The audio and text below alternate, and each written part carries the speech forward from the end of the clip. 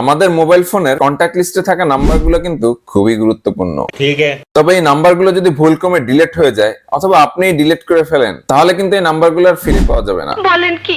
কি ভাবছেন? চিন্তায় পড়ে গেলেন? গুরুত্বপূর্ণ নাম্বারগুলো যদি হারিয়ে যায় তখন কি করবেন? চিন্তার কোনো কারণ নেই। আপনার কন্ট্যাক্ট লিস্টে থাকা নাম্বারগুলো যদি কয়েক বছর আগেও আপনি ডিলিট করে ফেলেন, সেই নাম্বারগুলো কিন্তু পুনরায় আবার আপনি ফিরিয়ে আনতে পারবেন। তাহলে চলুন দেখে নেই আপনার কন্ট্যাক্ট লিস্টে থাকা ডিলিট হওয়া নাম্বারগুলো আবার কিভাবে পুনরায় ফিরিয়ে আনবেন। ভিডিওটি ভালো লাগলে অবশ্যই লাইক করবেন এবং ভিডিওটি শেয়ার করে অন্যকে দেখার সুযোগ করে দিবেন। আর প্রতিদিন এমন তথ্যমূলক ভিডিও পেতে আমাদের চ্যানেলটিকে সাবস্ক্রাইব করবেন এবং পেজটিকে ফলো দিয়ে রাখতে ভুলবেন না। প্রথমে আপনার মোবাইলের সেটিং অপশনে চলে যাবেন। তারপর নিচে একটু স্ক্রল করলে গুগল অপশনটি দেখতে পারবেন, এখানে ট্যাপ করবেন। এবার এখান থেকে অল সার্ভিসে ট্যাপ করবেন। এখন নিচে একটু স্ক্রল করলে রেস্টোর কন্টাক্ট অপশনটি দেখতে পাবেন, এখানে ট্যাপ করে দিবেন। আবার রেস্টোর একটি অপশন আসবে, এখানে ট্যাপ করে দিবেন।